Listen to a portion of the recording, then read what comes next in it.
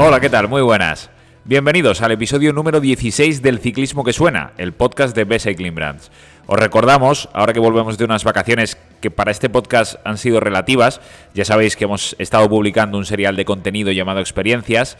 Os recordamos, decía, que Best Cycling Brands es la suma en España, Portugal y Andorra de 7 marcas ciclistas premium: Alpine Stars, Castelli, Chaoyang, Elting, Goodyear, Sella Italia y Sidi.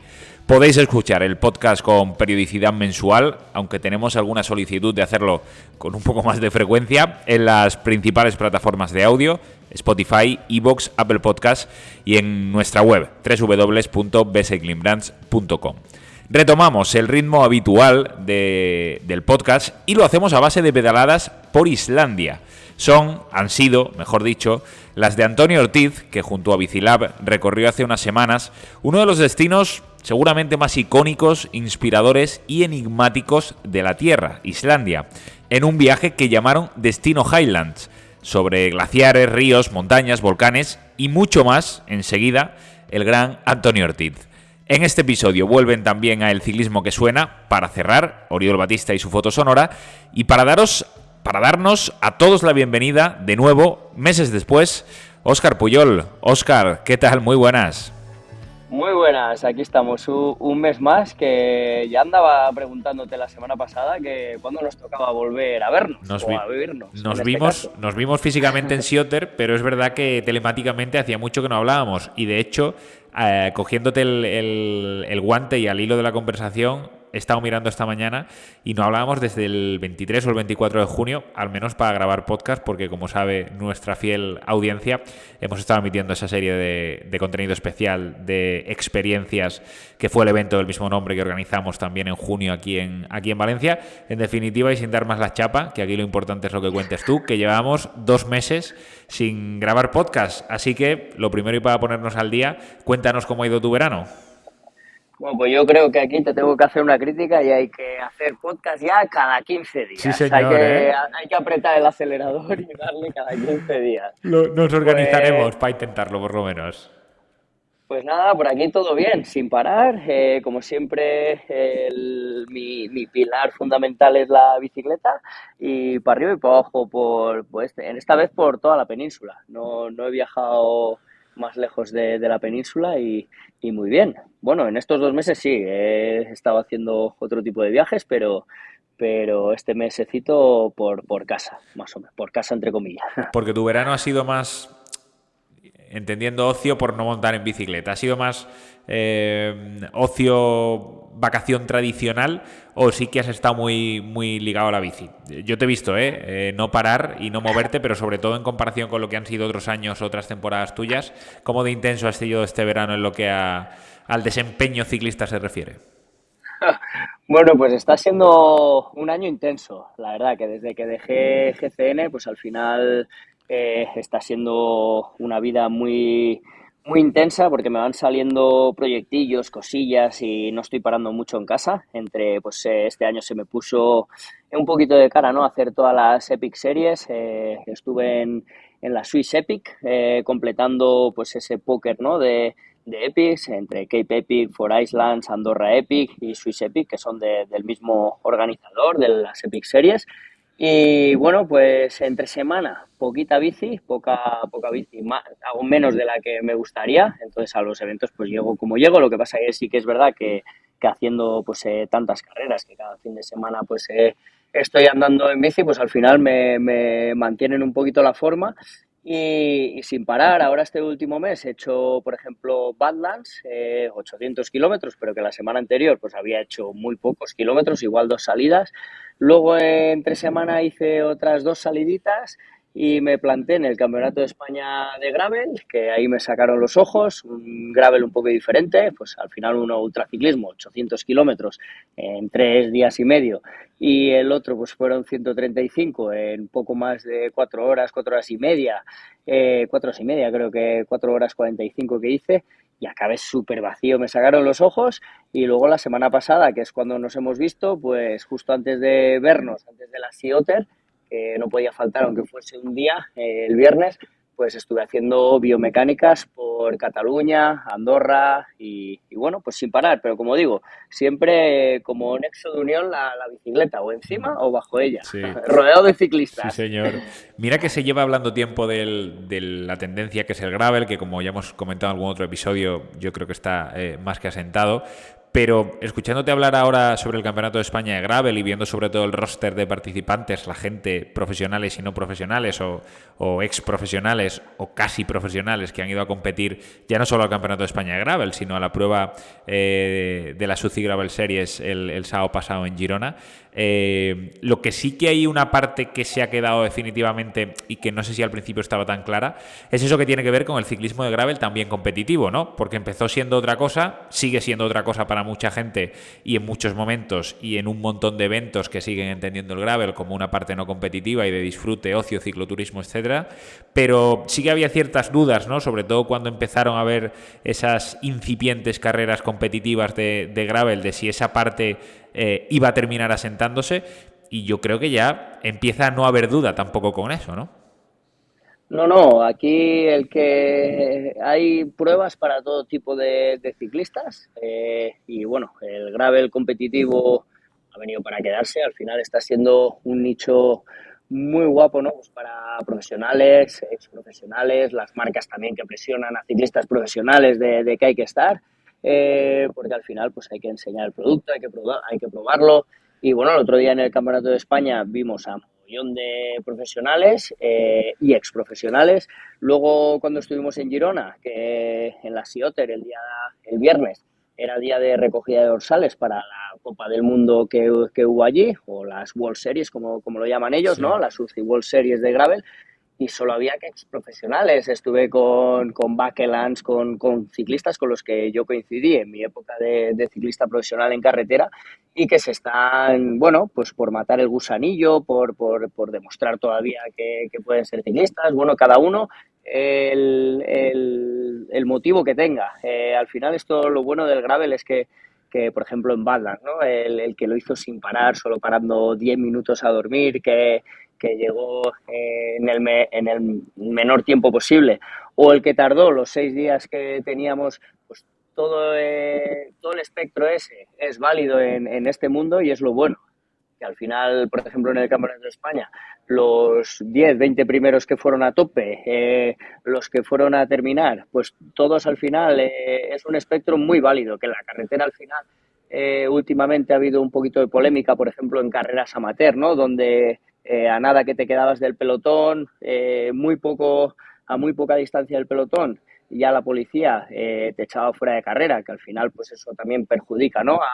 A esa disciplina y más en categorías donde son categorías de formación, que igual te quedas subiendo pero puedes empalmar bajando, o igual puede haber un trabajo, ¿no? Para volver a entrar en el grupo, o pues al final está perjudicando a que esos ciclistas se desarrollen. Y aquí, por ejemplo, da igual que el otro día, el primero tardó 4 horas y cuarto, yo tardé 4 horas 45 por decirte, y el que tardó 7 horas en terminarlo, pues todo es válido. Así que es una disciplina que la verdad, que muchos pueden decir que es una moda, etcétera, etcétera, pero hoy, por ejemplo, he salido con mi bicicleta de gravel mezclando pistas y carretera, y en la carretera he tenido 2 problemas con coches, y al final por la pista vas tú solo, el límite lo pones tú y ya no te tienes que enfrentar a ese peligro extra que es el de los conductores. Así que creo que es un punto intermedio muy guapo entre la carretera, si te quieres alejar de ella, y entre el mountain bike, si no tienes mucha técnica, pues al final tienes ahí un punto intermedio muy bonito para disfrutar del ciclismo. Y encima las pistas por las que he ido, preciosas, que por la carretera es bonito, pero por la pista al final siempre te suele llevar a sitios más inhóspitos y no sé, que lo aprecias un poquito más, porque es como por la carretera igual pasan 1000 coches y 100 ciclistas, y por esa pista pues habremos pasado 10, y esas vistas pues las disfrutamos los 4 que estaban trabajando con el ganado allí y yo hoy, por ejemplo, porque no creo que haya pasado mucha más gente. Es algo muy especial, sí. Porque tú, Óscar, en ese ciclismo de gravel ultra competitivo, ¿te sientes cómodo? O te verías, digamos, no sé, preparándote un año todo lo a full que pudieses para intentar ser competitivo en una prueba llena de exprofesionales como el Campeonato de España? O ser competitivo, digo, para estar luchando. Yo sé que tú siempre eres competitivo, ¿eh? Ya hemos hablado en algún otro episodio de cómo te las gastas en el ciclocross, en esos desempeños que haces a principio de año. Pero eso, ¿no? De decir, voy a intentar prepararme, voy a estar 3 meses entrenando para intentar quedar arriba en el Campeonato de España, alguna prueba de gravel importante. Vaya preguntitas que me haces, ¿eh? Es que, Bueno, a hombre, ver, aquí yo hemos sí, venido a jugárnosla, ¿no? Si no, ¿de qué vamos a hablar cada 15 días? sí, sí, sí. A ver, yo todavía tengo mi espíritu competitivo. Sí que es verdad que ahora ya con los 40 años y sobre todo este año me han caído un poco como una losa. Eh, Tampoco no estoy haciendo un ciclismo como el que hacía antes, de entre semana, mis series. Cuidarme, no me hace falta cuidarme mucho porque al final tengo la suerte de no coger peso, entonces no me puedo quitar, no me hace falta quitarme nada de comer, entonces puedo comer todo lo que quiera. Sí que es verdad que me gustaría volver a ver hasta dónde puedo llegar. Lo que pasa es que ahora, pues, por las condiciones que tengo entre semana, pues no tengo el tiempo que querría para entrenar, lo tengo que dedicar a otras cosas. Y la bici, una de las cosas que tiene son esas, que o le dedicas tiempo, coger la forma cuesta mucho, pero perderla cuesta muy poco. La puedes Ya, perder en 4 días, claro. pues la puedes perder. Entonces, pues bueno, sí que me gustaría. El Campeonato de España, por ejemplo, este no se me adaptaba muy bien porque era un campeonato de España, un recorrido para gente muy potente. Yo soy un corredor muy ligerito, yo tengo que jugar con el vatio kilo. Ahora mismo también con las zonas técnicas. Por ejemplo, el año pasado estuve en Berja en la Copa del Mundo, también a World Series de Gravel de la Indomable, y porque pinché para abajo, pero me vi muy bien para arriba y para abajo me vi por encima de muchos corredores, ¿no? Pues en el grupo que iba los solté para abajo, pero bueno, un pinchazo me relegó muchas posiciones, pero sí, es algo que me gusta siempre. Al final yo tengo he empezado de pequeño pues a intentar sacar mi mejor versión y todavía me gusta. Sí que es verdad que, por ejemplo, en estas dos pruebas que te he hablado, de Badlands y Campeonato de España, disfruté mucho más Badlands porque no te hace falta estar en un estado de forma pletórico, porque es más psicológico, es más de paciencia, de ir avanzando. Si estás en forma, pues en vez de ir a 20, vas a 22. Está clarísimo, ¿no? Porque al final tu cuerpo es mucho más eficiente, gasta menos, puedes avanzar más, puedes ir un poquito más rápido. Por ejemplo, en el Campeonato de España lo disfruté menos porque estando en el estado de forma que estaba, entré en la pista en una posición que me tocaba darme de codazos con otros corredores y no tenía yo ni las ganas ni la paciencia para estar dándome de codazos y estar jugándome pues una caída, porque yo pues después del Campeonato de España tenía 6 horas de viaje hasta Barcelona, al día siguiente tenía trabajo pues ya a primera hora y no me apetecía pues jugarme una caída. Entonces ya empiezas a pensar en todo eso y también pues te hace levantar un poquito el pie. Sí.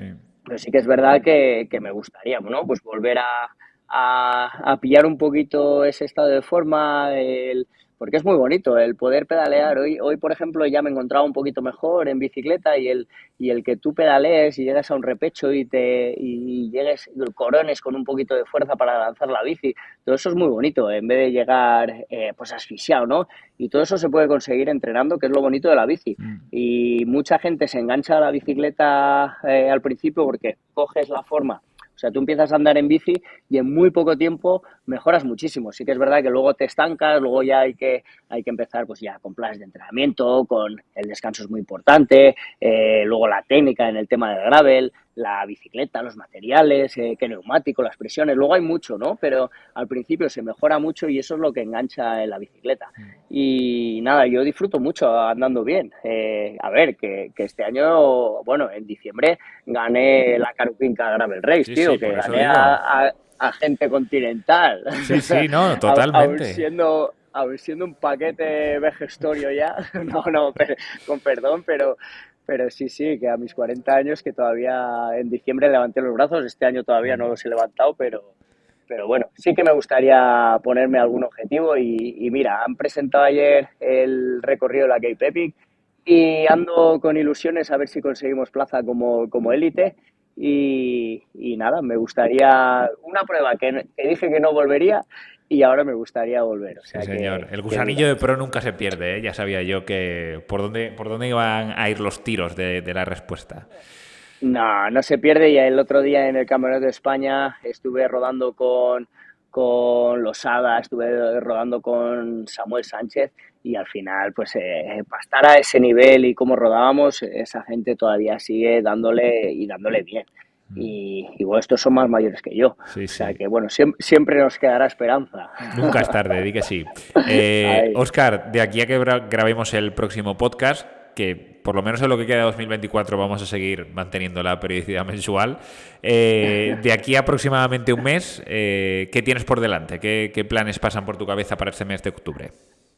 O sea, periodicidad mensual, no quincenal o como se diga, De ¿no? momento no, a ver si el 2025 nos Venga, regala un poco más de tiempo, vale, vale. pero este año ya lo tenemos así planteado. Te perdono. Venga. Bueno, pues ahora tengo la Valencia Epic Race, una prueba que ha caído por casualidad en mi calendario. Conocí al organizador en otra prueba y me estuvo enseñando, pues, ya no la prueba en sí, sino lo que se hacía fuera de la prueba, que era, pues, eso, visitas a bodegas, es en Requena, que también tienen un buen vino y tienen allí cuevas, tienen bodegas y, bueno, me enseñó el after party, por llamarlo de Sí. alguna manera, y eso me ha llamado la atención de esta prueba. Luego tengo una prueba por parejas en Córdoba, que es una contrarreloj, bueno, no sé ni cómo se llama. Y luego tengo Ruanda Epic, que no es de las Epic series, es que ahora le ponen Epic a todo, ¿sabes? Valencia Epic, Ruanda Epic. Y Ruanda, que es un país que le tenía muchas ganas desde hace tiempo, desde la pandemia, que quería haber ido a hacer una de bikepacking allí, la Race Around Ruanda. Y en Chile conocí al organizador de esta prueba y de la Ruanda Epic, que son 5 días de mountain bike. Y voy a intentar ir unos días antes para conocer el país, un país que también ha pasado sus calamidades y no hace mucho, hace unos 30 años, el que quiera que busque sobre Ruanda lo que pasó allí. Y bueno, pues son países que si no es de esta manera, pues no los pondría en mi calendario de países por visitar y bueno, pues gracias a la bicicleta voy a conocer un país nuevo y a pedalearlo y ya tengo muchas ganas. Así que, y antes de eso, justo un trail de 3 días. Eso ya fuera de la bici, me han engañado para ir a un trail de 3 días en Andorra y ahí a ver si hoy puedo seguir a correr, aunque sea 5 kilometrillos, para que el chasis se haga ello y nada, el motorcillo está, eso no me preocupa, pero me preocupa el chasis, que me falle un poquito las articulaciones y eso, porque siempre que he querido correr no le he podido dar continuidad. Así que bueno, ese es el mes que me espera. Qué bueno. Oye, ¿y cómo va el curso de cocina? Oh, lo tengo a medio abandonado, no me lo recuerdes que me da penilla. Ahí ayer he intentado hacer un bacalao al pil pil y no me ha salido el pil pil y ando ahí un poquillo, Te tengo que un decir que tenía muy buena poquillo. pinta, ¿eh? Estaba bueno, pero el pil pil no conseguí ligarlo, así que la salsita.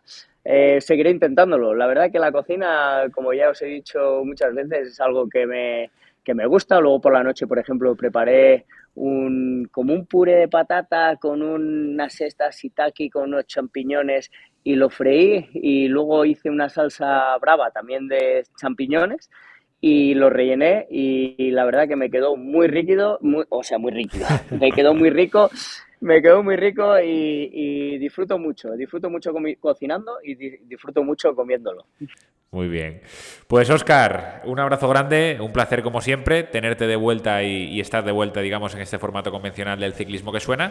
Y no sé dónde te pillaremos para las fechas de la siguiente grabación, probablemente en Ruanda, pero ya veremos la manera de estar en contacto para que nos cuentes cómo está yendo esa aventura, que desde luego tiene una pinta fantástica. Lo sacaremos adelante seguro. Así que nada, un saludo a todos y a todas las oyentes y nos vemos en un mesecito.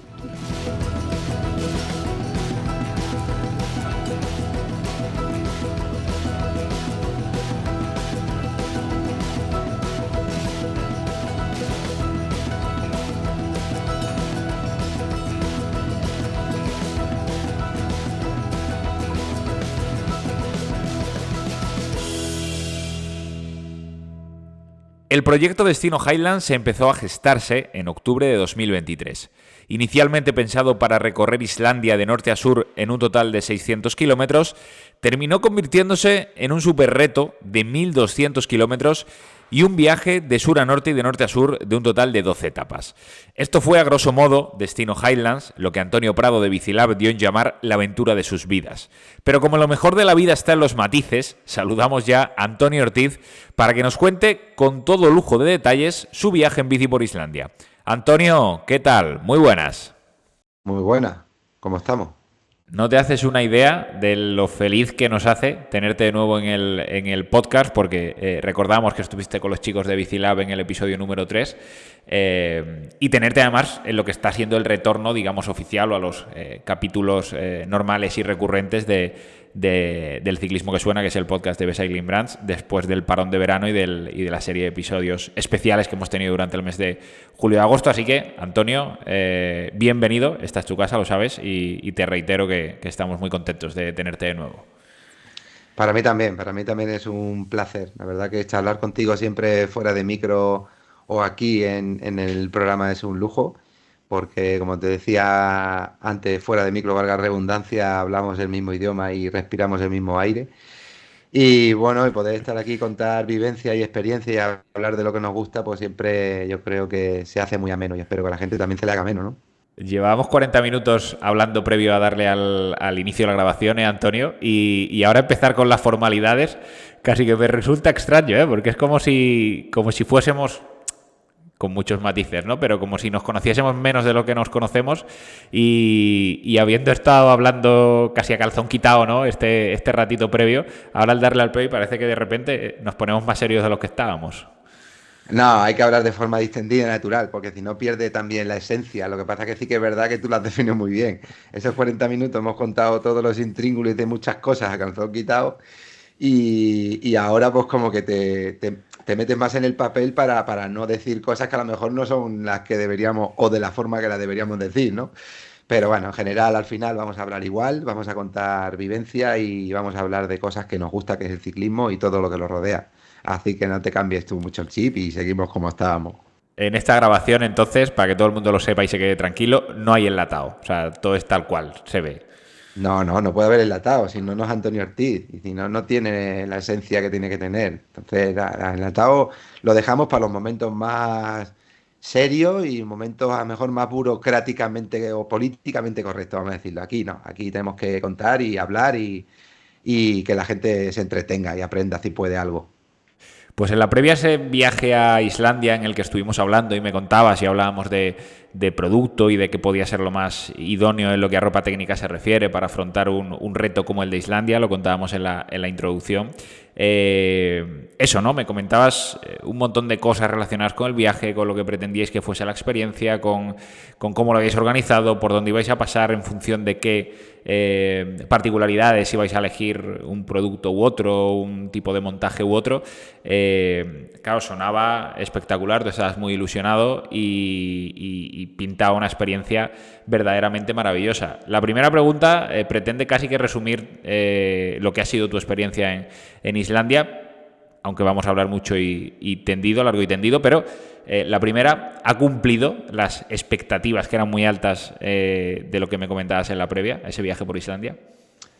Mamá, con creces, con creces. Mira, si a todo el mundo le digo, ¿no? Que si algo ha cambiado ha sido el material. Y dentro del material en general, de lo que es las bicis, los neumáticos, podemos hablar de muchas cosas, ¿no?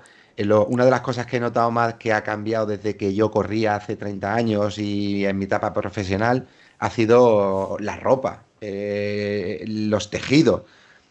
Porque al final, si resumimos lo que vamos a hablar un poco más del contenido que he llevado a nivel de ropa.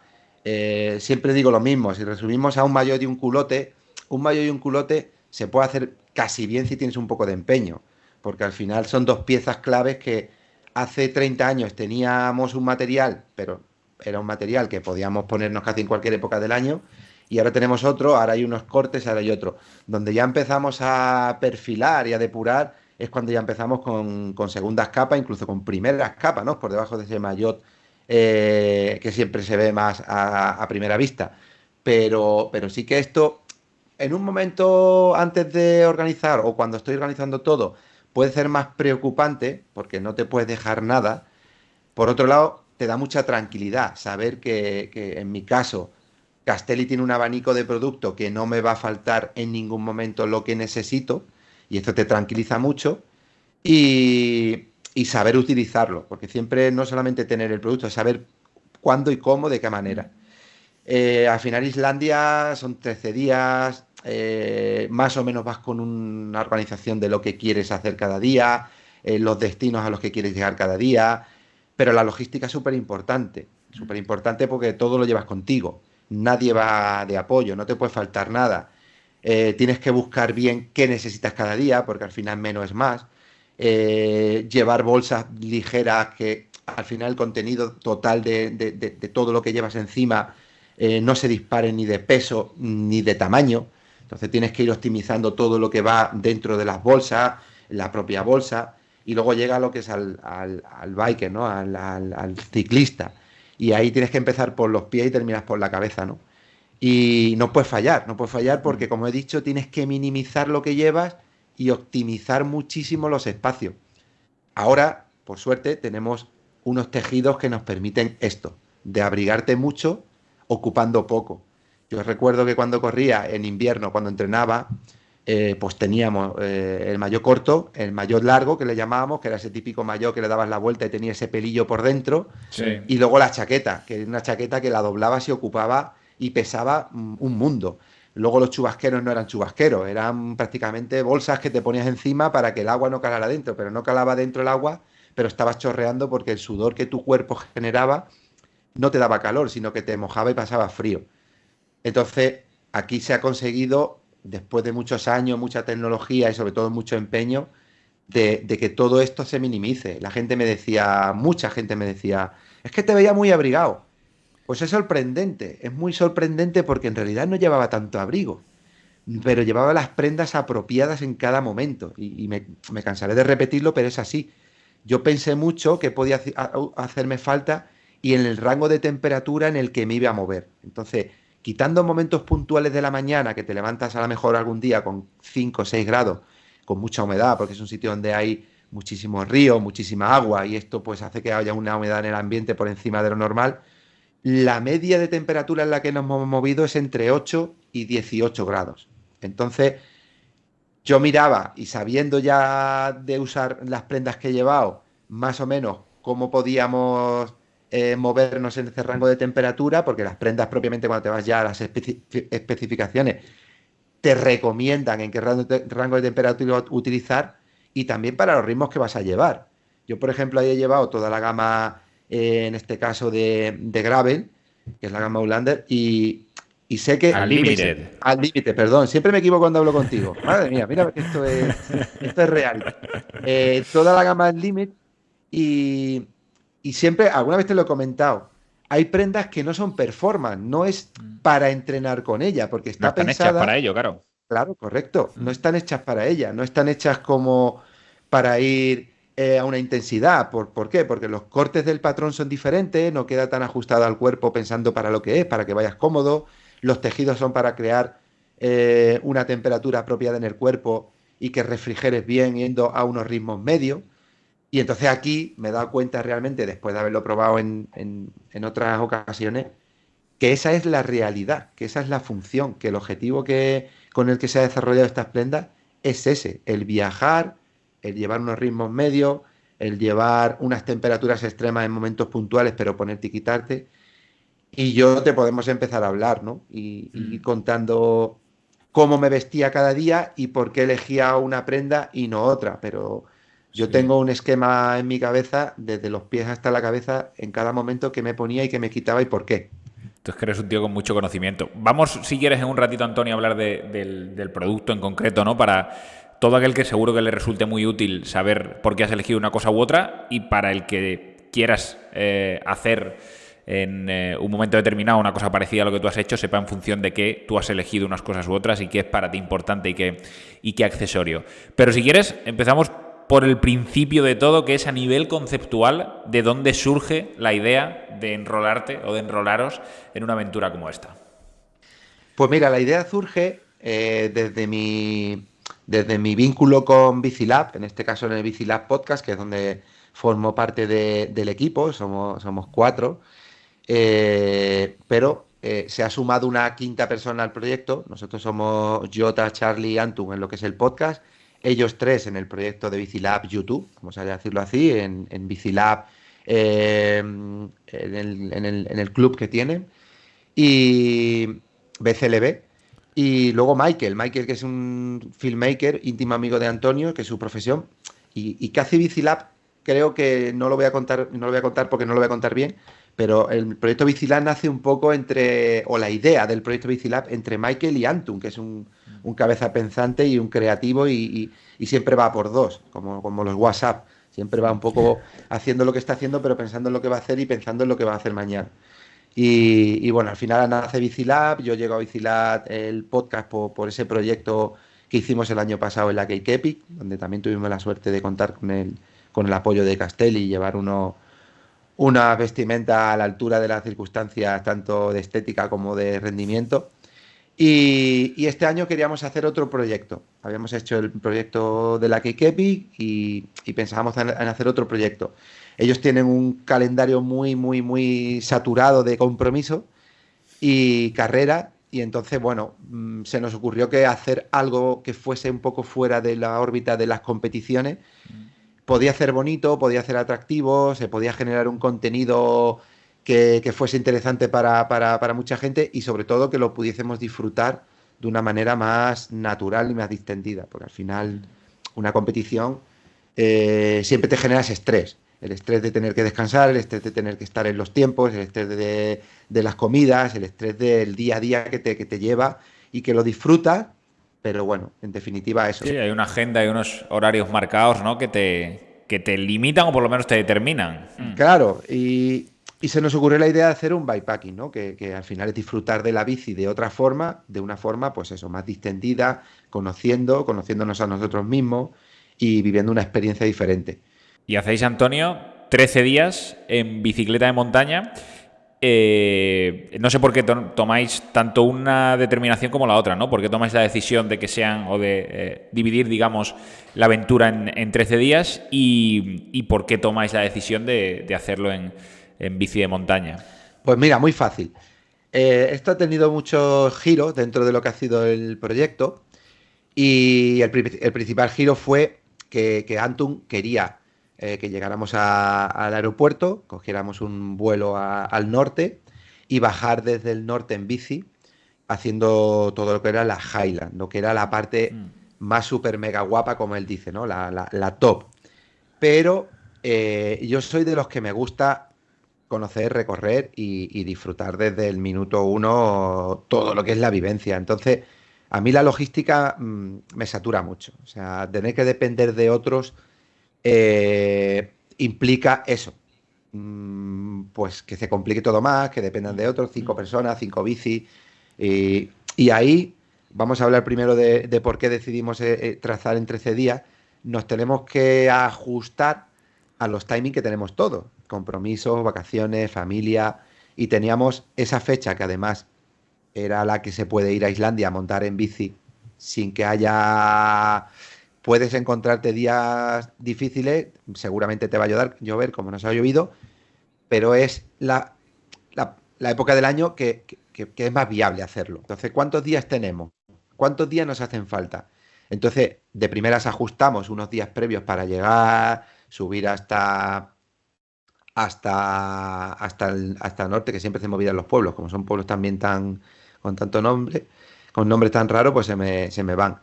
Y luego bajar en bici y llegar a Cureiri. Subir a Cureiri, bajar por toda la Highland, llegar y tener un par de días también para estar tranquilo y conocer un poco pues lo que es Reykjavik y todo esto. Yo, como se me inventa, le digo, bueno, ¿y por qué no salimos del propio aeropuerto y llegamos al propio aeropuerto en bici? Hacemos la experiencia completa, que no tenemos que depender de nadie, que nos lleve, que nos traiga, que tengamos que ajustamos los días, cuántas etapas podríamos hacer, en cuánto tiempo nos llevaría. Y a raíz de ahí, pues vemos qué itinerario cogemos. Decidimos hacerlo así, lo dividimos, calculamos para tener un par de días de margen de maniobra en tiempo y también siempre sabiendo que podíamos en un momento dado salvar buscándonos la vida para que alguien venga a sacarnos de donde estemos, ¿no? Muy no me margen, tampoco es fácil, porque es una zona, hay zonas donde hay pocos recursos y es difícil, pero bueno, sabíamos que había y él conoce mucho. La bici de montaña la decidimos también porque fui yo un poco el que en cierta manera lo impuso. Y lo expliqué en el podcast de Bicilab y lo explico aquí, es muy fácil.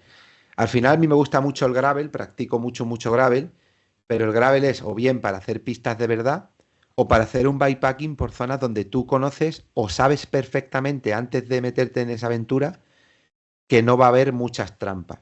¿Por qué? Porque no es lo mismo hacer un gravel ligero que un gravel con muchísimas cosas encima, que es todo lo que tienes que llevar, la comida, la tienda de campaña, el saco de dormir, todo lo que son los cachivaches. Esto hace que el peso de la bici incremente.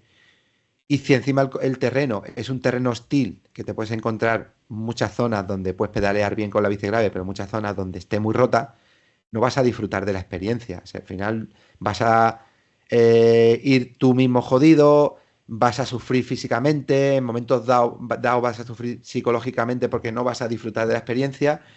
Y ahí fue donde yo impuse que había que hacerlo con la bici de montaña, porque no tenía sentido irnos a un sitio que no conocemos, que lo que hemos visto sabemos que es un terreno complejo y que encima llevamos un peso excesivo.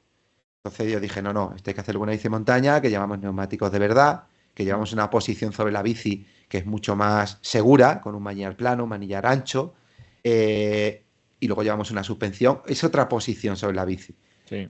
Si vamos a hacer un bikepacking a Noruega o a Finlandia, pues a lo mejor sí que te digo, vámonos directamente con la bici de gravel, porque entiendo que las pistas van a estar mucho mejor conservadas y no nos vamos a encontrar tantas zonas complicadas.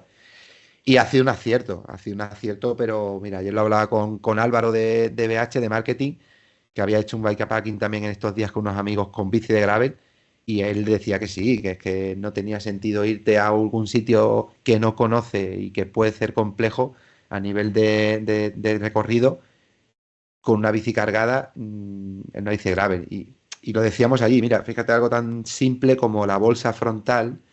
Cuando tú la pones en el manillar de la bici gravel, te tienes que ajustar al manillar y a las manetas. Entonces te limita el espacio.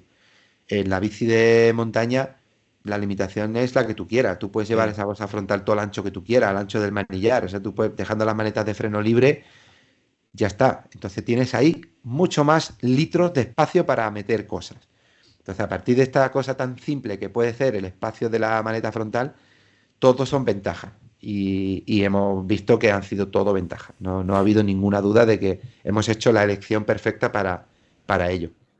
Porque vosotros, Antonio, habéis tratado de ser autosuficientes, ya no solo saliendo y llegando al aeropuerto por vuestros propios medios, sino también, entiendo, en todo lo que tenía que ver con la comida, el alojamiento. ¿Cómo os habéis organizado? ¿Lleváis tienda de campaña, pero habéis pasado alguna noche al raso o no? ¿O habéis estado durmiendo en albergues o en hostales en sacos? ¿Cómo ha sido esa parte de la aventura? En lo que a la logística de descanso y de llevar la casa encima se refiere. Nosotros teníamos un planning organizado y teníamos más o menos ya planificado los destinos de cada día.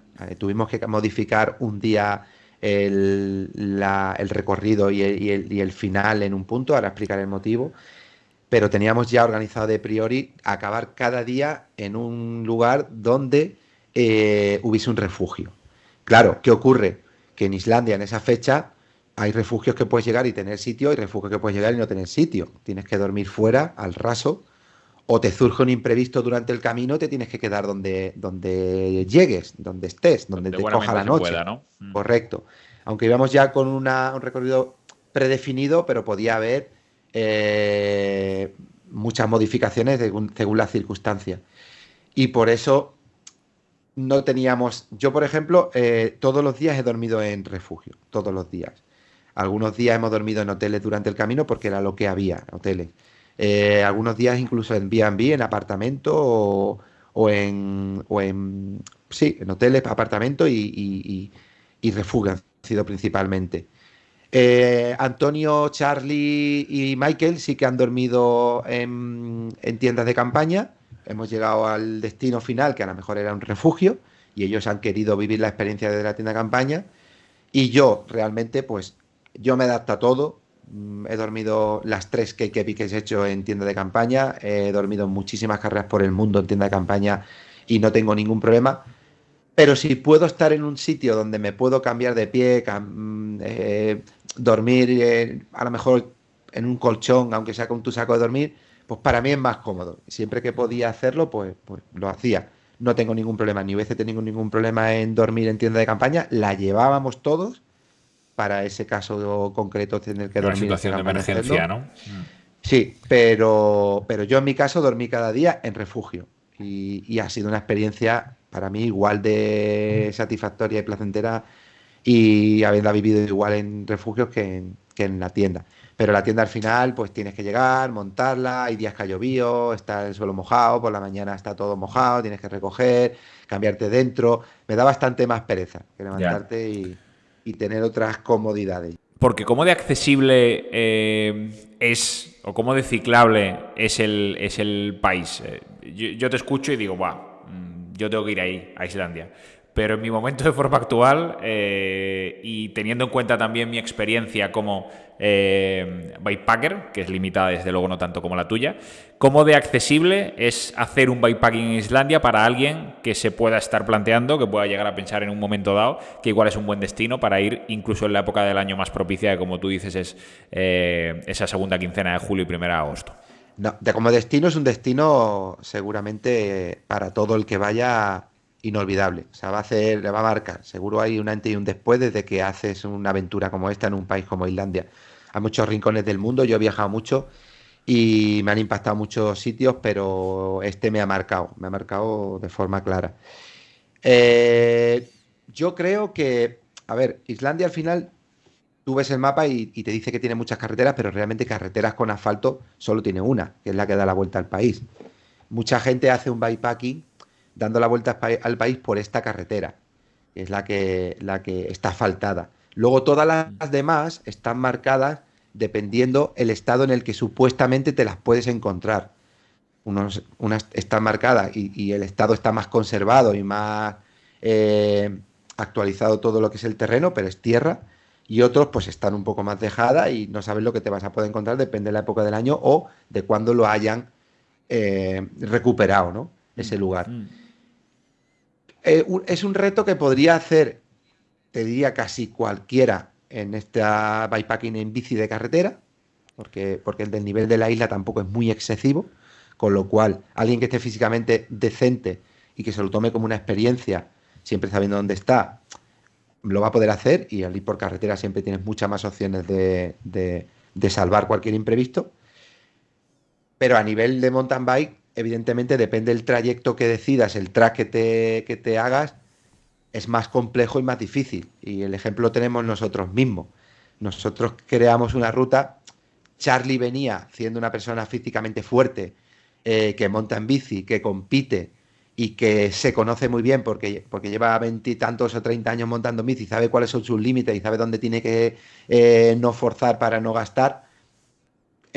Venía de vacaciones, de estar inactivo durante varias semanas y venía un poco con la mosca detrás de la oreja, por decirlo Sí. así. Y yo le decía, va, Charlie, que esto lo vas a hacer, hostia, ya, pero al final son casi 1.200 kilómetros, hay que pedalearlo, tiene su dureza, vamos cargados, al final hacemos kilómetros por asfalto, haces kilómetros por pistas que están muy bien conservadas, como estoy diciendo, pero luego por pistas donde no están tan bien conservadas, la bici cuesta más moverla, momentos de la ruta donde el viento es muy fuerte y cuesta más pelearte con él, y momentos de la ruta donde a lo mejor los desniveles, como digo, no son de altas montañas, pero hay una subida tras de otra. Una subida de 500 metros, una subida de 200, una subida de 300, una subida de 100, otra de 500. Entonces, esto va haciendo mella porque son horas, son kilómetros, todo suma, son días, entonces todo esto va sumando. Y para una persona que esté físicamente decente, lo puede hacer, pero que también tengan en cuenta el que se plantea hacerlo, que un mínimo tiene que tener para por lo menos no pasarlo mal y tener una garantía de que lo va a disfrutar y lo va a acabar. Te puedes encontrar en muchas circunstancias. Hemos visto gente que aparentemente nos hemos cruzado con ellos y no tienen mucho nivel y los ves ahí en medio de la Highland y dices, madre mía, este hombre, ¿dónde se ha metido? Y gente que le ves que tiene ese estilo de vida que es el bikepacking y que seguramente no le ves un tío fit que pueda competir y que a primera te parezca un tío performance, pero seguramente este tipo de aventuras la tiene muy controlada y él lleva su ritmo y sabe cuáles son sus tiempos y sus esfuerzos y lo hace hoy, me lo hace la semana que viene y lo hace la siguiente.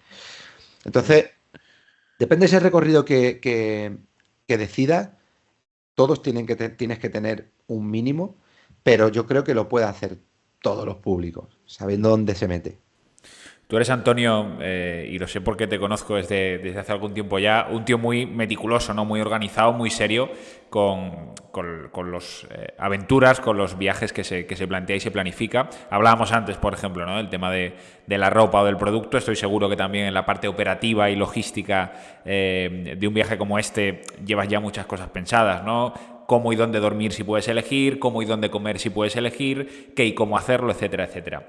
Pero como también sé que eres un tío muy curioso y que se intenta empapar mucho de la cultura de los sitios a donde va, la aproximación al viaje a nivel social y cultural, ¿cómo la haces? Ya no solo en este caso, sino pues ahora hablábamos de otros retos que tienes en el futuro. ¿Eres de los que intenta ver o leer mucho del sitio donde va a ir para ver cómo es la gente de allí, cuáles son sus culturas, sus tradiciones, etcétera, etcétera? ¿O eso también prefieres encontrártelo, digamos, de sorpresa e ir descubriéndolo según va avanzando el viaje? ¿Qué tipo de viajero, ya no solo bikepacker o cicloturista eres, qué tipo de viajero en general eres a la hora de planificar un viaje como este? Pues mira, como bien has dicho, me gusta llevar las cosas más o menos organizadas, pero en este tipo de aventuras me gusta más ilustrarme un poco sobre la marcha. O sea, las cosas que yo creo que tengo que saber antes de, sí que me empollo. O sea, pregunto a gente que ha estado, leo, miro, pero no me secciono. No me secciono. Quiero saber un poco cómo es el terreno, pues miro vídeo. Quiero saber un poco dónde están los puntos donde vamos a quedarnos dormidos, donde pueden ser unos puntos más críticos, menos crutos. Pues pregunto a gente que ha estado, o miro un poco, me ilustro, o leo. Pero prefiero ir más sobre la marcha y en el día a día esa cultura vivirla para no ir con una predisposición. Muchas veces te haces tus propias ideas y luego no es lo que te espera. Entonces prefiero fluir. Sí, intentar no ser inmovilista, ¿no? Esto tiene que ser tal y como me lo imaginaba, sino intentar tener la suficiente mano izquierda, ¿no? Como para ser capaz de vivirlo y disfrutarlo en el momento. Sí, porque si me ilustro demasiado, a lo mejor ya voy con muchos prejuicios de primera, Sí. para bien o para mal, y esto puede romper un poco la esencia para mi gusto, ¿no? Entonces, sí que miro lo que te digo, lo que yo creo para mí que es imprescindible, pero luego a lo mejor llego a uno de los refugios, que sé que íbamos a llegar ahí y no le he prestado ningún tipo de atención antes, y veo dónde está, y veo lo que hay alrededor, y veo la gente que está, y entonces ahí ya empiezo a preguntar, a lo mejor a Antun que ha estado, o me cojo y me miro, me meto en Google, y empiezo a leer, y empiezo a mirar, y empiezo a saber más de lo que estoy viendo y viviendo ahí. Y ahí sí que ya no tengo prejuicios, porque ya estoy en el lugar. Porque a mí siempre digo que lo que más me gusta de la vida es vivirlo y no que me lo cuenten. Entonces, por eso prefiero vivirlo y una vez allí que lo estoy viviendo, sí que preguntar, asesorarme más si quiero saber más, pero no ir ya demasiado ilustrado para no prejuzgar y luego No estar llevarme. condicionado. Correcto. En lo que a producto se refiere, Antonio, hablábamos al principio, pero entrando en detalle ahora y en lo que a ropa técnica se refiere, cuéntanos, ¿por qué, primero qué has elegido y luego por qué? En un viaje de este tipo donde además hay un rango de temperaturas más o menos amplio y 7, 8 grados o 6 puede ser frío y 18 o 20 ya es algo completamente distinto, entiendo que tienes que tener una versatilidad que te permita adaptarte a todo, pero en tu caso concreto, ¿qué has elegido y por qué? No, hay que hablarlo sin lugar a duda con detenimiento y yo te invitaría a que dejaras la descripción de cada uno de los productos de los que he llevado en la descripción porque la gente muchas veces podemos hablarlo, pero lo suyo es que el que tenga interés lo mire y va a entender más el porqué de lo que estoy contando, porque al final yo te puedo contar aquí todo lo que tú quieras, el que es muy, muy friki de Castelli, pues a lo mejor lo va a mirar, el que conoce mucho el producto lo va a mirar, pero realmente cuando yo te describo el por qué elegí esas prendas y por qué me las he puesto en cada momento y por qué no me las he puesto en otros momentos, con la descripción, si se quieren molestar en mirarlo, van a saber más y entender más. Desde un primer momento teníamos claro que al final yo iba a un viaje, como he dicho, es un bikepacking, y la gama que tenía que utilizar es la gama Outlander. Unlimited, otra vez Outlander. Es que yo no sé por qué tengo metido en la cabeza y cada vez que hablo contigo, la gama al limit, que la gama al limit, para el que no lo sepa, es esa gama específica de gravel o de aventura, ¿no? En la que hay todo tipo de accesorios y de complementos, desde culotes a baggy, a maillot cortos, a maillot largos, a chalecos, a chaquetas, y cada una, pues como vengo diciendo, se utiliza en su momento. Yo describo un poco lo que he hecho desde los pies a la cabeza, como decíamos antes. Venga. Y tenía muy claro que lo primero, tirar de todo lo que es el producto de merino que pueda, porque es cálido, es ligero y luego no huele. Y aquí yo ya lo sabía, yo ya venía con una experiencia en merino y sabía lo que me iba más o menos a encontrar. Pero aquí ha sido 13 días en los que hemos vivido muchos momentos de todo tipo y días en los que no hemos podido lavar la ropa. Y ha dejado muy latente de las cualidades que tienen tan destacadas el merino. Entonces, por abajo empezaba por los calcetines y llevaba los Quincy, que eran los calcetines propios de merino, con un grado de merino bastante alto, porque luego hay porcentaje, hay calcetines que tienen más porcentaje de merino y otros menos. Todos tienen que tener algo también de material sintético, porque si no un calcetín de merino 100% no te lo podrías poner, o es demasiado gordo o no tiene las características que busca. Aunque lo parezca, Antonio Ortiz no es el desarrollador de producto de Castelli, ¿eh? Pero por conocimiento podría, pero no lo es. Luego voy a lo que son las piernas. Las piernas puedo elegir diferentes tejidos para llevarme unas perneras. Pero yo valoré y podía llevarme las Thermoline, que son perneras más cálidas, enfocadas para una temperatura más baja, o elegir en este caso las que llevé, que son las nano. Las nano tienen un tejido que repele el agua. Entonces, el rango de temperatura que ocupa en las nano son prácticamente el mismo rango que ocupa las Thermoline, las Thermoflex, las Thermoflex, pero tiene esa capacidad de repeler el agua en caso de que tengamos que cruzar muchos ríos o que haya lluvia. Entonces, directamente no dudé.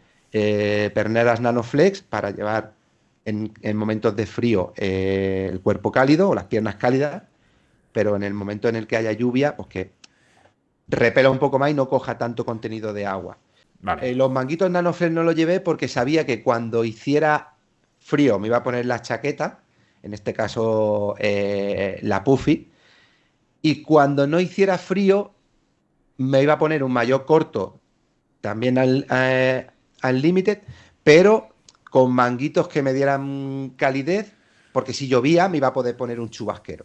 Entonces, los pies sí que no puedes jugar con ellos, pero arriba, si llevo solo unos manguitos y no llevo chaqueta, pues a lo mejor sí decido llevar los Nanoflex para utilizarlo cuando hay frío o cuando hay agua. Sí. Pero como llevo un chubasquero, no tenía ningún tipo de inconveniente, no es un viaje, no es un entrenamiento performance, que vas dándole al cuerpo intensidad y necesitas ir un poco más ligero de ropa. Sí, que en este caso, en caso de necesitar protección, no te importaba, digamos, condicionar un poco esa parte performance, ¿no? Y dado que las velocidades tampoco eran altísimas, no iba a suponer un problema, ¿no? Llevar una chaqueta un poco más de protección. Vale.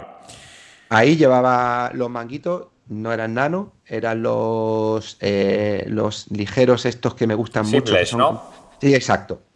Que es un tejido así como una especie de lanita, entre lana y una cordura fina, que para mí abriga muchísimo, pero cuando lo tienes puesto no lo sientes. Son ligeros, no tienen prácticamente costuras, no te marcan, no te oprimen en ningún punto, no llega ningún momento en el que siento que la goma me está incomodando. Entonces, sí, o limitando el movimiento, ¿no? O limitando el movimiento. Entonces, como son muchas horas, quería comodidad. El culote, evidentemente, llevaba el límite, pero llevaba el Ultimate Liner, porque ahí tenemos dos tipos de culote, que es el Limit con los bolsillos en dos versiones, los bolsillos en la gama media, vamos a decirlo así, y en la gama alta que tenemos en la protección de Kevlar en la zona de los laterales de la cadera, pues si tenemos una incidencia, pues no tener tanto problema en la piel. Pero yo como llevaba siempre el baggy, el pantalón, porque creo que para este tipo de eventos o de viaje o de experiencia es lo más cómodo, creo que es lo que mejor se adapta, por muchos motivos, porque tienes bolsillos, porque si paras es más formal. Hago un inciso aquí, pero a Antonio Prado, Antum, Sí. el último día me decía, es que te iba mirando por detrás y de verdad es que iba disfrutando viéndote como ibas vestido, me dice, ¿no? Y yo creía que me estaba tomando el pelo. Digo, ¿me estás tomando el pelo o qué? Además, se lo dije con este tono. Digo, ¿me estás tomando el pelo? No, no, no, no, no, no, no. Porque es que voy pensando y aquí vamos tres tipos de usuarios o tres perfiles de usuarios. Uno, el de Michael y mío, que parece que vamos a subir a la Napurna, porque vamos un estilo más montañero, aunque llevamos un culote, pero chaqueta más de montaña, un estilo más informal, camisa así a lo mejor un poco suelta de merino, mezclado con el culote. Luego era el estilo de Jota y de Charlie, que era el estilo más ciclista de toda la Sí, vida, de sí. pernera, culote, maillot de licra o maillot un poco más para eso, pero maillot, y luego chaqueta o chubasquero, pero más ciclista, que tú veías. Y dice, y luego te veo a ti que llevas el estilo verdaderamente de bikepacker. Cuando tengo que llevar perneras las llevo porque hace frío, cuando me las tengo que quitar me las quito, pero llevas el pantalón, llevas la chaqueta puffy, que es una chaqueta que se ve, que es para montar en bici con sus bolsillos atrás, en la espalda, su bolsillo en el pecho, diferentes tipos de tejido en la parte frontal, en las mangas, en la espalda, el cuello pensado para lo que vas a hacer, donde acaba el cuello, en el caso del chaleco puffy, con doble carrera de cremallera, que subes o bajas dependiendo de las necesidades que tienes en el momento. Y él me veía así, ¿no? Y entonces yo decidí llevar en este caso, el culote On Limit Liner por eso, porque es un culote mucho más ligero. La goma que cierra es prácticamente como una media, la media típica de mujer.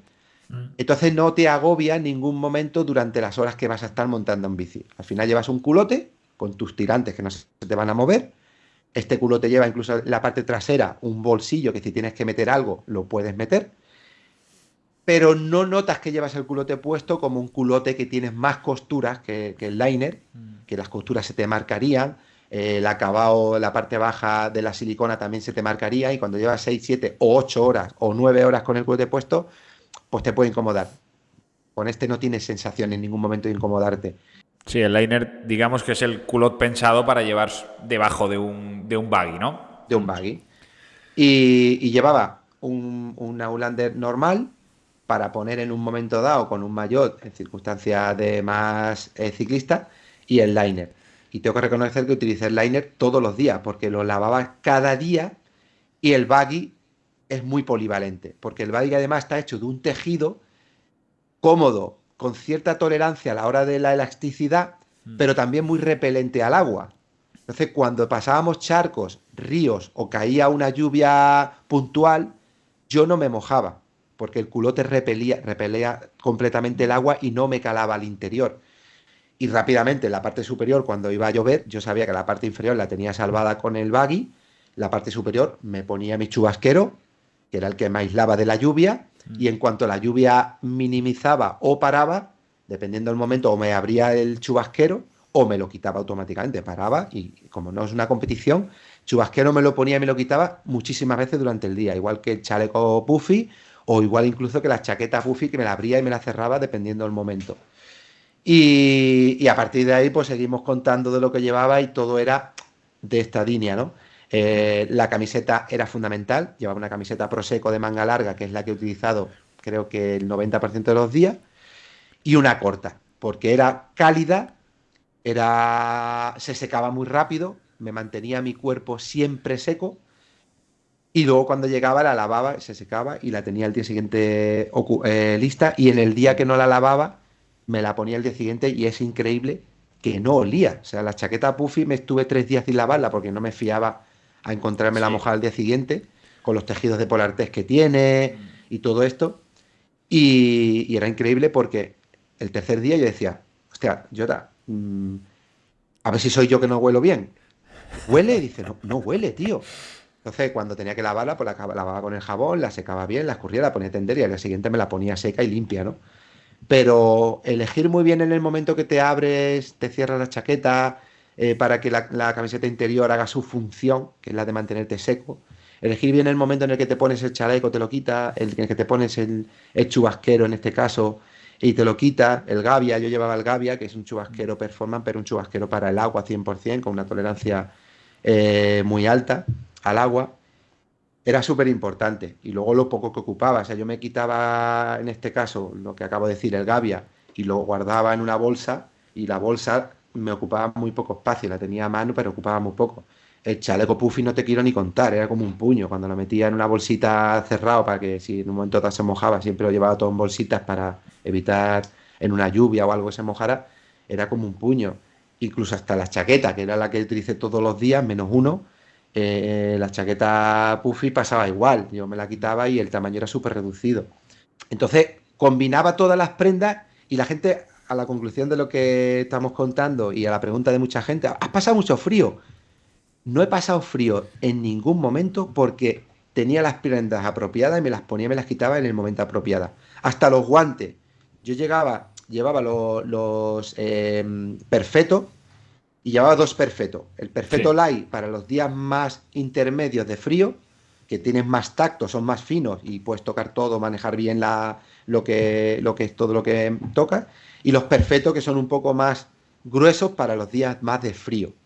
Que a lo mejor sí que sentía que por la mañana, incluso había etapas que me ponía los perfectos a la hora de salir porque hacía más frío, me los quitaba, me ponía perfecto light después para tener un tacto y menos calor.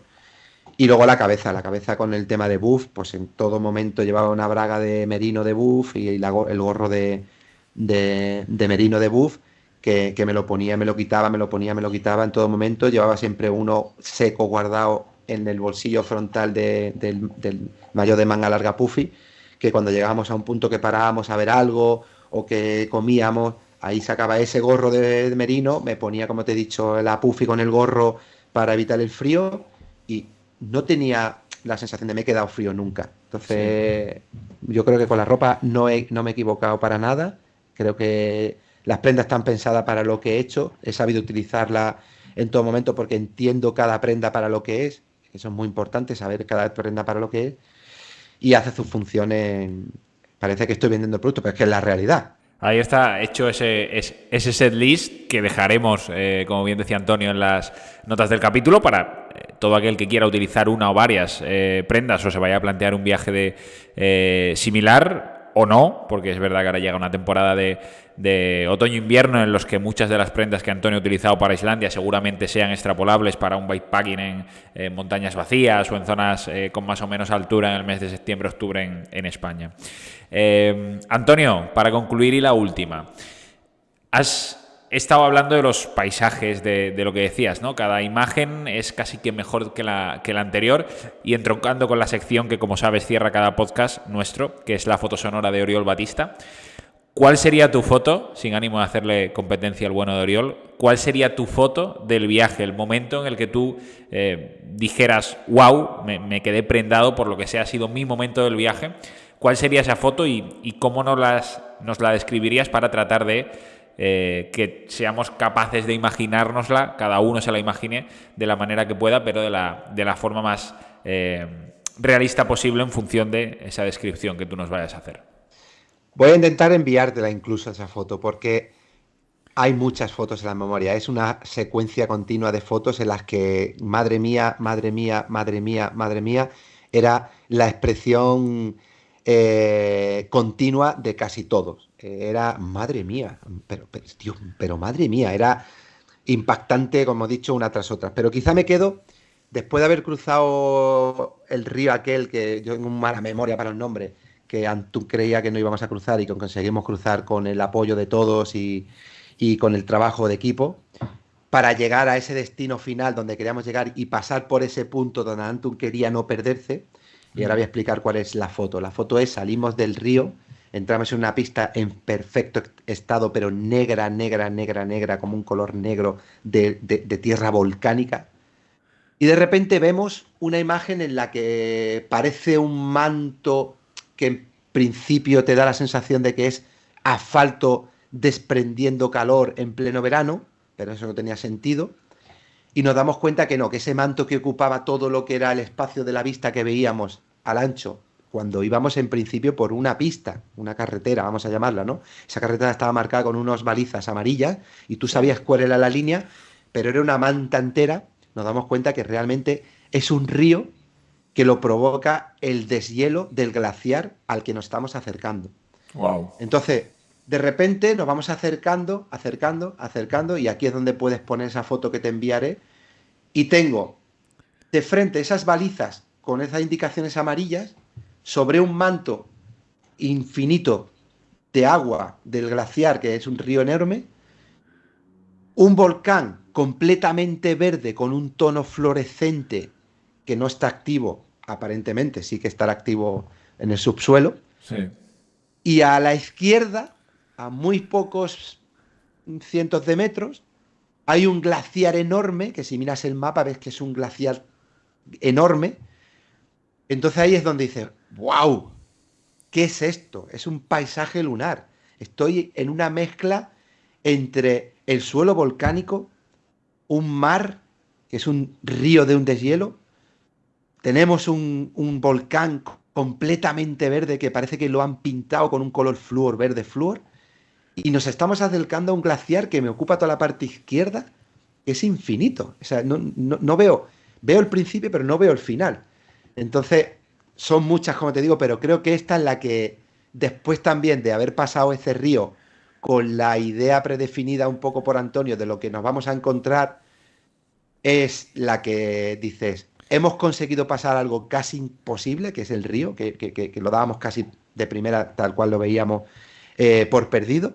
Lo hemos pasado, estamos aquí, vamos al destino, a ese refugio que teníamos predefinido en nuestra hoja de ruta, y estamos en este espacio lunar que miras 360 grados alrededor, que tengo además un reel que lo puedes mirar, donde además pongo una canción que creo que encaja con lo que yo estaba sintiendo en ese momento, ¿no? Es una canción de Triana, ¿no? Y dices, wow, esta es la imagen. Esta es la imagen que dice, estamos en Islandia, estamos en medio de un volcán, estamos en medio de un glaciar, y esto define lo que es ese viaje, lo que es Islandia y lo que estamos viviendo. ¿Sabes qué es lo mejor de hablar contigo, Antonio? Dime, sorpréndeme. Transmites tanta pasión por lo que haces, en este caso Destino Highlands e Islandia, que te agradecemos mucho que nos hayas contado, que te entran ganas de vivirlo, que eres capaz de ser tan translúcido, tan transparente en la manera en la que vives y transmites las cosas relacionadas con el ciclismo, ¿no? Que después de esta charla y de esta conversación que ya damos por terminada, yo tengo más ganas de montar en bici, de visitar Islandia y de, como te digo, charlar contigo mucho y largo rato. Así que, Antonio, ha sido un verdadero placer. Nos alegramos mucho de que lo hayas disfrutado tanto y nos alegramos aún más porque has podido compartir con todos nosotros lo que ha sido también un viaje tan especial para ti. Así que gracias infinitas por este ratito de podcast. Igualmente, también te doy las gracias, también ha sido para mí un auténtico placer y será siempre un placer volver aquí, charlar contigo y contar estas vivencias que, como dices, la cuento así porque las vivo así, y lo que quiero al final es disfrutar lo que hago y que la gente de alguna manera también consiga motivarse viendo lo que yo siento. Y bueno, intentar ser yo para lo bueno y para lo malo, para la salud y para la enfermedad, y para la riqueza y para la pobreza. O sea, muchas gracias y nos vemos en otro capítulo, que yo estaré encantado de estar aquí contigo. Hasta la próxima, Antonio, que será pronto. Chao, un abrazo a todos los oyentes.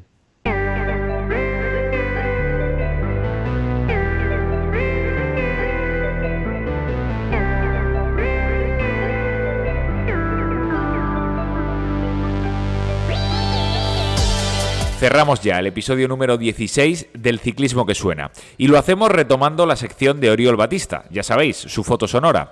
En este caso nos vamos a recorrer un paraje fantástico, en definitiva hacer ultradistancia.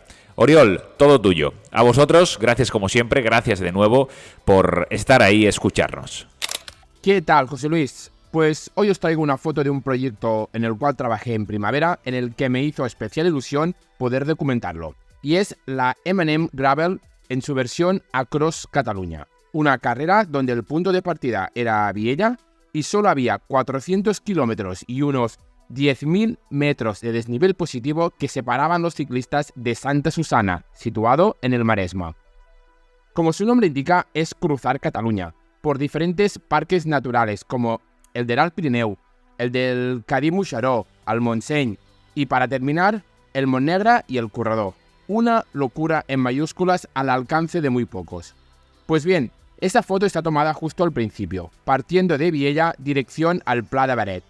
Como os podéis imaginar, las vistas son espectaculares. Y es que se ve una pista dibujando el contorno de la montaña, subiendo poco a poco y en donde de fondo hay el mejor escenario posible, los Pirineos nevados.